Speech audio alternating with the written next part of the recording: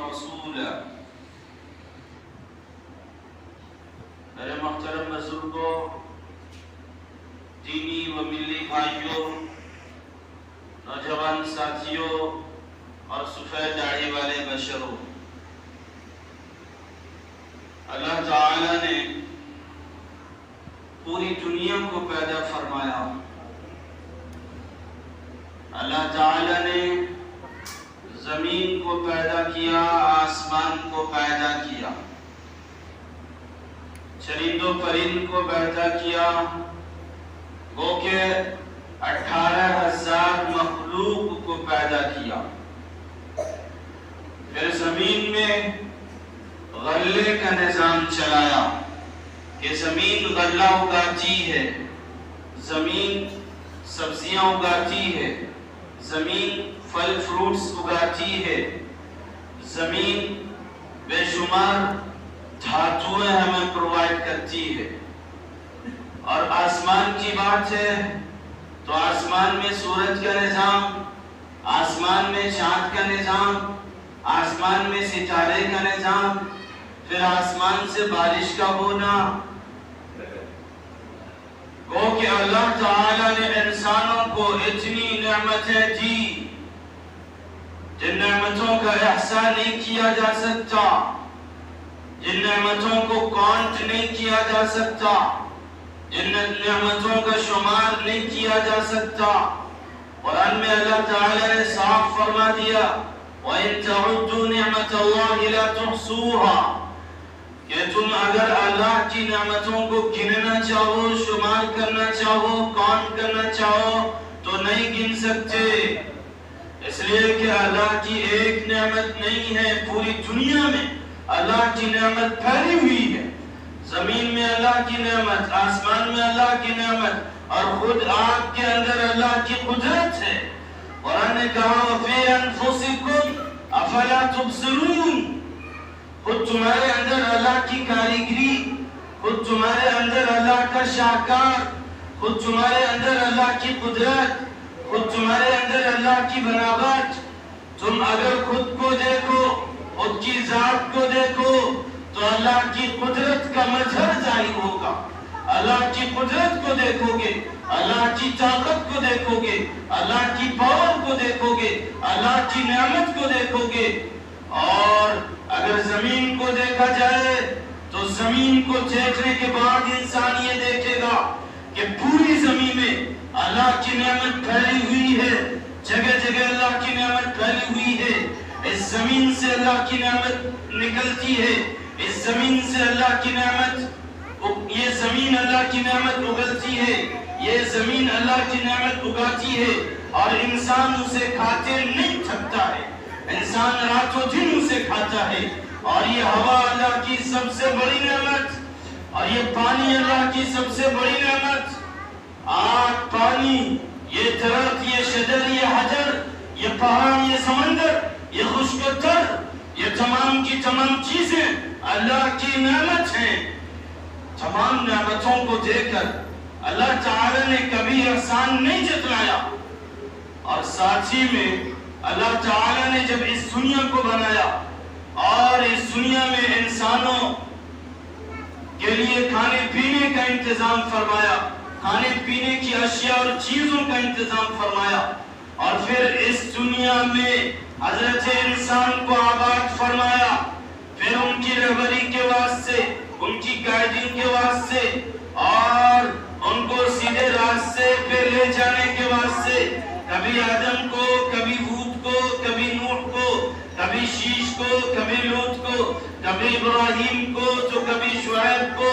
تو کبھی زکریا کو، تو کبھی اسحاق کو، تو کبھی یعقوب کو، اسی طریقے سے کبھی یوسف کو، کبھی یونس کو، تو کبھی موسیٰ کو، تو کبھی عیسیٰ علیہ السلام کو، اور آخر میں محمد مصطفیٰ صلی اللہ علیہ وسلم کو، رحمت للعالمین کو، شفیع المسلمین کو،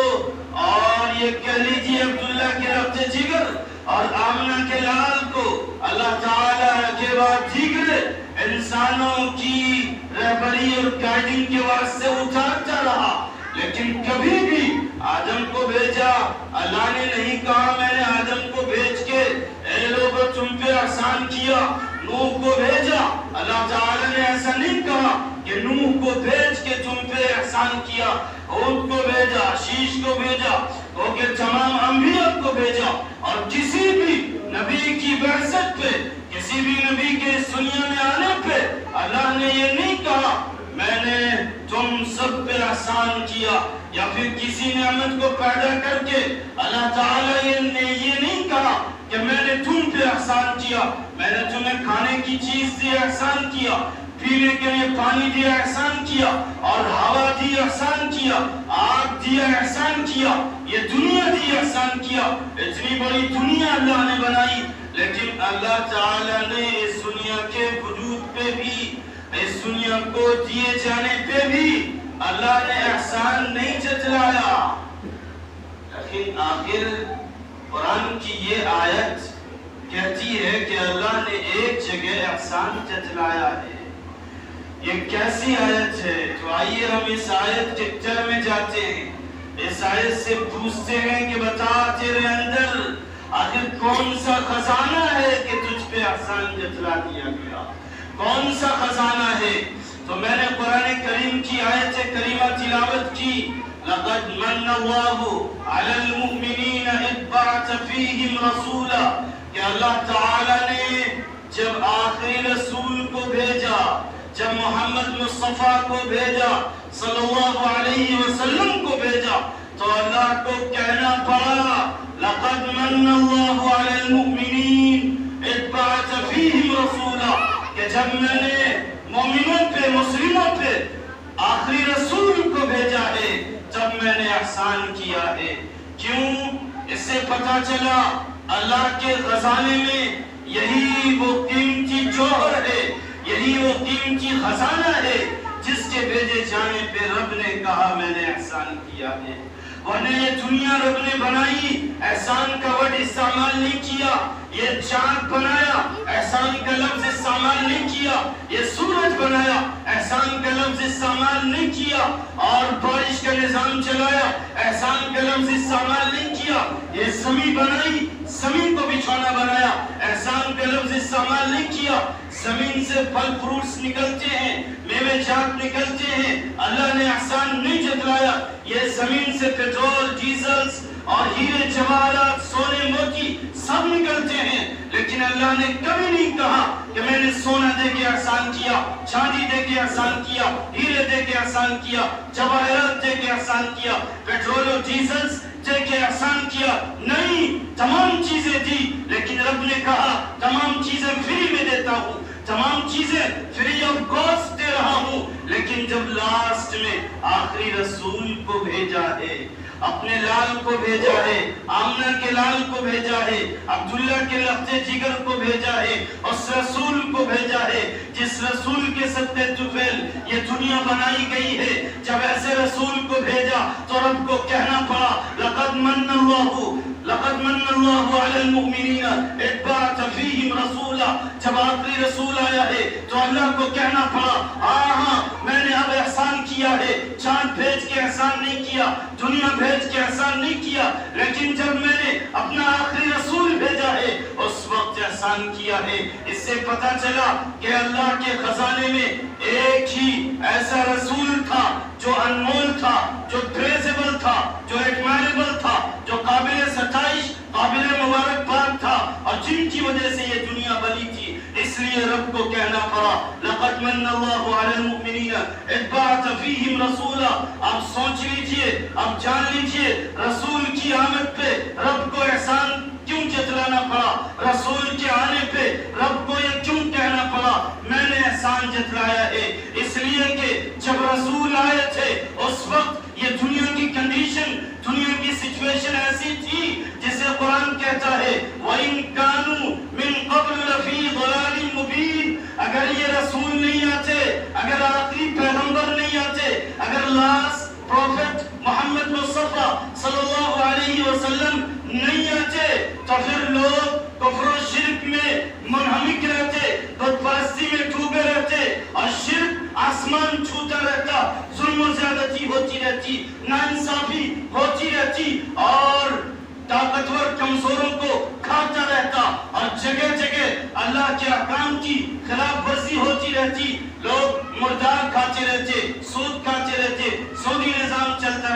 اختلافات چلتے رہتے، لڑائیاں چلتی رہتی، یہ سب کچھ ہوتا رہتا، اس لیے کہ اللہ کے رسول کی بعثت سے پہلے، آخر رسول کے آنے سے پہلے یہ تمام جرائم، یہ تمام کرائم دنیا میں ہو رہے تھے، لہذا تمام کو جب مٹانے کے لیے، تمام کو ختم کرنے کے لیے اور دنیا میں نیکی کا اجالا لانے کے لیے، دنیا میں اچھائی لانے کے لیے، بھلائی لانے کے لیے، دنیا سے جرائم و کرائم کا خاتمہ کرنے کے لیے جب آخری رسول کو بھیجا ہے تو اللہ کو کہنا پڑا لقد من اللہ علی المؤمنین اذ بعث فیہم رسولا، ہاں اب میں نے احسان کر دیا ہے جب میں نے آخری رسول بھیج دیا۔ تو رسول جو آخری رسول ہے، جسے اللہ تعالی نے سب سے آخر میں بھیجا ہے، اور حضور پاک صلی اللہ علیہ وسلم کو بھیج کے اللہ کو کہنا پڑا میں نے احسان کیا ہے، جبکہ رب دوسری جگہ کہتا ہے لا تبطلوا اعمالکم بالمن والعطا، اے لوگو اپنے نیک اعمال کو احسان جتلا کر یا کسی کو تکلیف دے کر حقارت مت کرو، لیکن اللہ احسان جتلاتا ہے، اس لیے کہ اللہ کے خزانے میں ایک ہی پریشیس اور ایک ہی قابل مبارکباد ایسا نبی تھا جن کی وجہ سے رب کو احسان جتلانا پڑا ہے۔ اب ایسا رسول جن کی وجہ سے رب کو احسان جتلانا پڑا، ایسے رسول کے لیے کیا کیا جائے؟ کیا ایسے رسول کی صرف تعریف کی جائے؟ ایسے رسول کے لیے صرف سڑکوں پہ نکلا جائے؟ یا پھر یہ کہ ایسے رسول کی سنت کو اڈاپٹ کیا جائے؟ یا پھر یہ کہ ایسے رسول کے طریقے کو اختیار کیا جائے؟ یا پھر یہ کہ ایسے رسول کے تمام احکامات و فرمودات کو قبول کیا جائے؟ اب میں بتاؤں عشق رسول کیا ہے۔ رسول جو آخری رسول ہیں، جن کی وجہ سے اللہ کو احسان جتلانا پڑا ہے، اس سے محبت کرنا کیا ہے، اور عشق رسول کیا ہے؟ کیا عشق رسول حضور کی تعریف کرنے کا نام ہے؟ عشق رسول حضور کے شان میں قصیدے پڑھنے کا نام ہے؟ عشق رسول حضور کی ذات میں نعتیں پڑھنے کا نام ہے؟ عشق رسول حضور کے حق میں نظمیں پڑھنے کا نام ہے؟ عشق رسول حضور کے نام پہ جھومنے کا نام ہے؟ تو نہیں، میں کہوں گا تاریخ بتائے گی، سیرت بتائے گی، بڑے بڑے اشخاص بتائیں گے کہ عشق رسول حضور کے نام پہ قصیدہ پڑھنے کا نام نہیں ہے، عشق رسول حضور کے حق میں تعریف کرنے کا نام نہیں ہے، عشق رسول حضور کے نعتیں پڑھنے کا نام نہیں ہے، عشق رسول حضور کا نام سن کے جھوم جانے کا نام نہیں ہے۔ اگر عشق رسول حضور کی صرف تعریف کرنے کا نام ہوتا تو پھر دنیا کے بڑے بڑے اشخاص جنہوں نے حضور کی تعریف کی ہے، کفار و مشرکین نے حضور کی تعریف کی ہے، ابو جہل حضور سے لڑتا تھا، حضور کو گالیاں دیتا تھا، لیکن جب حضور سے غائب ہوتا تھا تو اپنے ساتھیوں میں حضور کی تعریف کرتا تھا، حضور کی خوبیاں بیان کرتا تھا، حضور کی اچھائیاں بیان کرتا تھا۔ اور اسی طریقے سے جب ہرقل کے دربار میں حضرت سفیان رضی اللہ تعالیٰ ابھی مومن نہیں ہوئے تھے، ابھی اسلام نہیں لائے تھے، اس وقت وہ چاہ کے بھی حضور کی تعریف سے باز نہیں رہ پائے، وہ حضور کی تعریف پہ تعریف کرتے چلے گئے۔ کیا انہیں ایمان لانے سے پہلے عشق رسول، عاشق رسول کہا جائے گا؟ نہیں کہا جائے گا۔ ابھی الہ آباد یونیورسٹی کے ایک پروفیسر نے ایک کتاب لکھی ہے، عشق رسول میں ایک کتاب لکھی ہے، آخری رسول پہ ایک کتاب لکھی ہے جس میں حضور کا تذکرہ ہے، جس میں حضور کی تعریف ہے، جس کتاب کا نام ہے کال کی اوتار، لاسٹ پروفیٹ محمد مصطفیٰ صلی اللہ علیہ وسلم کے نام سے، کال کی اوتار کے نام سے ایک کتاب لکھی ہے جس میں دلائل پیش کیے ہیں، جس میں پروف دیے ہیں، اور یہ بتایا ہے دنیا کو کہ حضور پاک صلی اللہ علیہ وسلم کی شخصیت کیا ہے، اور حضور کو آخری میسنجر، لاسٹ پروفیٹ ثابت کیا ہے، اور حضور کو ہی تمام دھرموں کا گرو مانا گیا ہے۔ کیا انہیں بھی آپ عاشق رسول کہیں گے؟ وہ بھی عاشق رسول ہو گئے؟ اگر حضور کی صرف تعریف کرنے سے کوئی عاشق رسول ہوتا تو الہ آباد یونیورسٹی کا یہ پروفیسر جنہوں نے ایک کتاب لکھ دی حضور کی تعریف میں، وہ عاشق رسول ہو جاتا۔ اسی طریقے سے ابو جہل عاشق رسول ہو جاتا، ابو لہب عاشق رسول ہو جاتا، عتبہ و شیبہ سب عاشق رسول ہو جاتے، اس لیے کہ حضور کے نائبانے میں، حضور کے پیٹھ پیچھے یہ سب کے سب حضور کی تعریف کرتے تھے اور کہتے تھے محمد صادق ہے، سچا ہے، محمد اچھا ہے۔ اس سے پتہ چلا صرف حضور کی تعریف کرنے سے کوئی عاشق رسول نہیں ہو سکتا، ساتھ میں حضور کی سنتوں کو اپنانا پڑے گا، حضور کے ارشادات و فرمودات کو اڈاپٹ کرنا پڑے گا۔ اور اگر میں بتاؤں کہ صرف حضور کی تعریف کرنے سے کوئی عاشق رسول ہو جاتا ہے تو ابو طالب سے بڑا عاشق رسول کوئی نہیں ہوگا، ابو طالب سے بڑا عاشق رسول کوئی نہیں ہوگا، اس لیے کہ ابو طالب نے نہ صرف اپنے بھتیجے کی تعریف کی ہے بلکہ ابو طالب نے اپنے بھتیجے کی تائید بھی کی ہے، اپنے بھتیجے کی نصرت بھی کی ہے، اپنے بھتیجے کی امداد بھی کی ہے، اپنے بھتیجے کے لیے وہ معاون و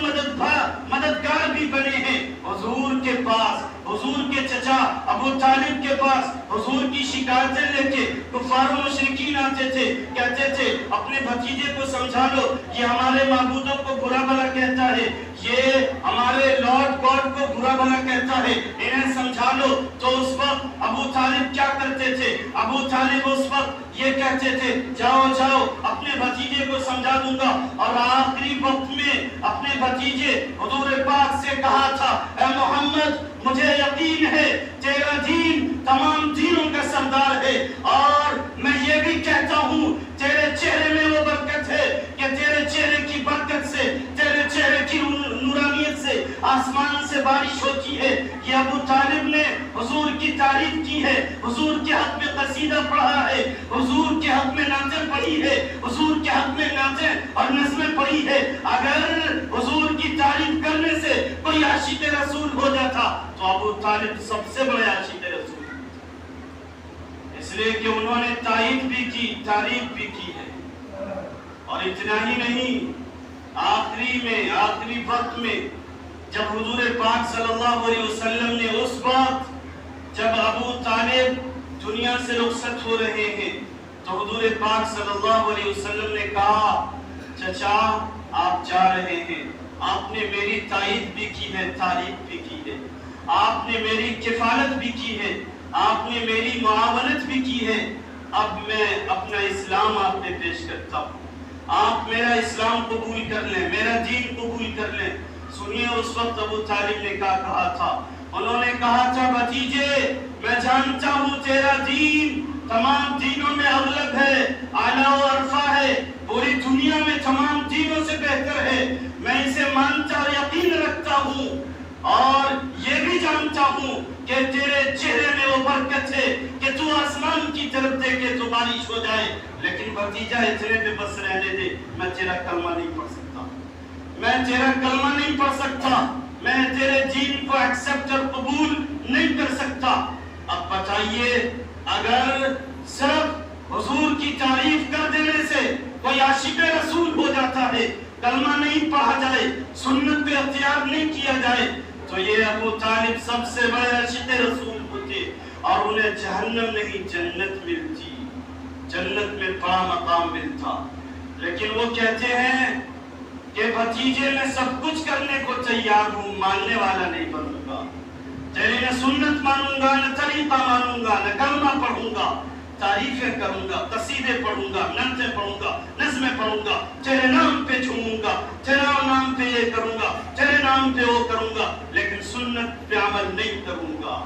اسی وجہ سے یہ ابو طالب دوزخ میں گئے ہیں، اور ان کے مد مقابل حبشہ سے چل کر کالے کلوٹے ایک غلام جو حضور کے رشتہ دار بھی نہیں ہیں، جو حضور کے ٹولے سے بھی نہیں ہیں، لیکن انہوں نے نہ صرف یہ کہ حضور کی تعریف کی ہے بلکہ حضور کو قبول کیا ہے اور حضور کو مانا ہے اور حضور کی ایک ایک سنت کو اختیار کیا ہے، حضور کے ایک ایک طریقے کو اختیار کیا ہے۔ جب ایک ایک طریقے کو اختیار کیا ہے تو دنیا میں ان کی عظمت یہ تھی، دنیا میں ان کی عزت یہ تھی کہ یہ مکہ کی گلیوں میں چلتے تھے اور ان کے پاؤں کی آواز جنت میں سنائی دیتی تھی۔ اللہ اکبر! یہ کیسے عاشق رسول تھے؟ تو عاشق رسول اسے کہتے ہیں جو تعریف بھی کرے، قصیدے بھی پڑھے اور سنت پہ بھی عمل کرے، آپ کے طریقے پہ بھی عمل کرے۔ اگر صرف تعریف کرنے سے کوئی عاشق رسول ہو جاتا تو پھر جنگ بدر نہیں لڑی جاتی، صرف تعریف کرنے سے کوئی عاشق رسول ہو جاتا تو غزوہ احد نہیں لڑی جاتی، صرف تعریف کرنے سے کوئی عاشق رسول ہو جاتا تمام غزوات اور تمام جنگیں نہیں ہوتی۔ حضور صحابہ کو کہہ دیتے میری تعریفیں کرو، نعتیں پڑھو، قصیدے پڑھو، جنگیں نہیں لڑنی ہے، میری سنت کا عمل نہیں کرنا ہے، تم عاشق رسول ہو، تو ہو جاتے سب سے بڑے عاشق رسول۔ لیکن صاف پتہ چلا، ایک طرف حضرت حسان بن ثابت رضی اللہ تعالیٰ عنہ وہ حضور کی شان میں قصیدے پڑھتے ہیں تو کبھی کبھار جنگوں کا راستہ بھی دیکھتے ہیں، اور تمام اصحاب رسول صلی اللہ علیہ وسلم آپ کی تعریف بھی کرتے، قصیدے بھی پڑھتے، اور جب جس وقت حضور کا جو حکم ہوتا ہے اس حکم پہ لبیک بھی کہتے ہیں۔ تو صاف پتہ چلا